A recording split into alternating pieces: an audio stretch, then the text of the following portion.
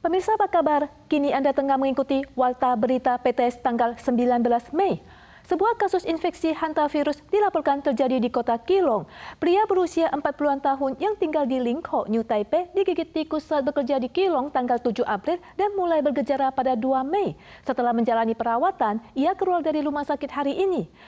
11 pihak yang memiliki kontak fisik dengan pria tersebut sejauh ini belum menunjukkan gejala.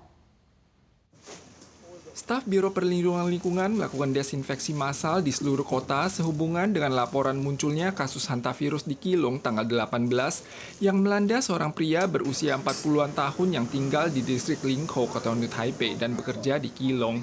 Pasien diduga digigit tikus saat membersihkan lingkungan tanggal 7 April dan mengalami gejala seperti demam dan diare tanggal 2 Mei. 他在当下是在协助做那个区域的清洁的时候，有看到老鼠，那他还是有想要去协助做灭鼠，所以他是在主动做灭鼠的过程中才被老鼠咬伤。 Departemen Kesehatan Kota New Taipei telah menjaring 11 pihak yang memiliki kontak fisik namun belum menunjukkan gejala saat ini. Pemkot Keelung mendesak warga untuk tidak menangkap tikus dengan tangan dan segera melaporkannya agar Pemkot dapat melakukan desinfeksi dan penangkapan. Terkait karakteristik patologis hantavirus, dokter sulit melakukan diagnosis klinis berhubung masa inkubasinya sangat panjang. 潜伏期最长可以到2个月，所以其实它很难诊断的。大部分都是比较轻的，都是像类似感冒，就是有发烧、肌肉酸痛。 Berhubung hantavirus ditularkan melalui kontak dengan atau menghirup kotoran hewan pengerat yang membawa virus, dokter mengingatkan warga untuk mengenakan masker dan sarung tangan saat membersihkan lingkungan dan melakukan upaya pencegahan. Jika muncul gejala, segera cari pertolongan medis dan melaporkan secara inisiatif riwayat kontak guna menghindari penularan virus. Tepat sehari sebelum peringatan 2 tahun masa jabatan Presiden Lai Ching-te, Yuan Legislatif hari ini menggelar pemungutan suara atas usulan pemakjuran Presiden oleh pihak oposisi. Ini menjadi pemungutan suara pemakjuran pertama dalam sejarah konstitusional Taiwan. Namun, mosi tersebut akhirnya gagal setelah hanya memperoleh 56 suara setuju. Presiden Lai Ching-te menghadiri upacara peletakan batu pertama Rumah Sakit Macu Pai Satun di Miaoli hari ini. Di sisi lain, Yuan Legislatif mengadakan voting pertama kalinya dalam sejarah konstitusional Taiwan terkait mosi pemakzulan. Namun menurut amandemen konstitusi, 76 dari 113 anggota legislatif yang ada harus memberikan suara pro agar pemakzulan dinyatakan sah. Hasil voting adalah 56 suara pro dan 50 suara kontra, sehingga gagal mencapai ambang batas. Pemakzulan dinyatakan gagal, demikian juga dengan upaya partai oposisi untuk melakukan pemakzulan.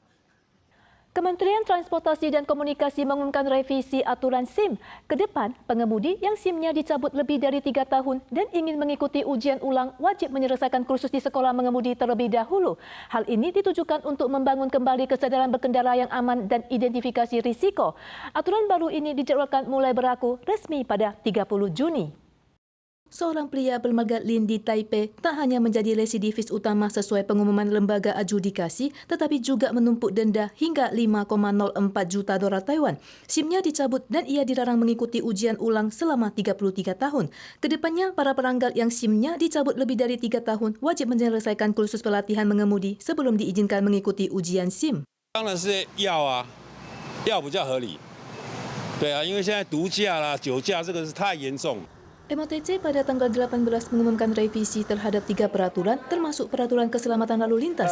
Di masa lalu, pengendara mabuk yang dicabut SIM-nya selama lebih dari 3 tahun karena menyebabkan kecelakaan fatal bisa langsung mengikuti ujian ulang setelah masa hukuman berakhir. Namun, mulai 30 Juni, pengendara kategori ini wajib menyelesaikan kursus mengemudi untuk memperkuat pemahaman peraturan lalu lintas sebelum mengikuti ujian. 他要在重新考领驾驶执照之前，必须要到驾训班接受完整的驾驶风险的课程。 Ada masing-masing sekitar 5.000 pengendara motor dan pengemudi mobil setiap tahunnya yang dilarang ujian SIM selama lebih dari 3 tahun. Setelah aturan baru berlaku, mereka yang nekat berkendara tanpa menyelesaikan pelatihan akan dianggap berkendara tanpa SIM. Pelanggar sepeda motor dapat didenda 18.000 hingga 36.000 dolar Taiwan, sementara pengemudi mobil dapat didenda 36.000 hingga 60.000 dolar Taiwan. Jumlah orang Indonesia di Taiwan telah mencapai hampir 400.000 orang dengan daya beli yang tidak bisa diremehkan. Melihat peluang bisnis ini, seorang imigran baru asal Indonesia mengembangkan produk masakan Indonesia dalam kemasan beku agar para pahlawan devisa dapat mengobati rasa rindu terhadap kampung halaman melalui santapan Nusantara. Buka kulkas, ambil kemasan makanan, rendam dalam air, kemudian masak sebentar. Semangkuk nasi kuning rendang yang harum siap disajikan. Gagasan kemasan makanan Asia Tenggara ini berasal dari Teresa Liu, seorang imigran baru dari Indonesia. Produk ini dapat disajikan dengan cara dipanaskan atau dimasak sederhana, sehingga meringankan beban kalangan seperti PMA, ibu rumah tangga, atau kaum lajang yang memprioritaskan hidangan cepat saji, praktis namun lezat. Karena awalnya itu ya, karena memang suka masakan Indonesia ya. Nah, ini makanan kesukaan dari kecil. Teresa yang telah menetap di Taiwan selama lebih dari 32 tahun selalu tertarik pada dunia memasak. Ia menyukai hidangan klasik dari Indonesia seperti rendang, nasi kuning, dan sate. Namun walau sudah lama merantau di Taiwan, ia tidak pernah menemukan cita rasa autentik masa kecilnya, sehingga ia pun mulai membeli bahan makanan dan memasak sendiri. Kemudian di bawah dorongan keluarga dan relasinya, ia menjelajahi industri makanan Taiwan akhir tahun lalu dan memulai bisnis makanan beku. Dalam rangka mencari pasar baru bagi produknya, Teresa menyerahkan formula makanan ini kepada pabrik makanan untuk diproduksi secara massal. Guna menjamin hak konsumen, semua produk dimanufaktur sesuai Undang-Undang Sanitasi dan Keamanan Pangan Taiwan.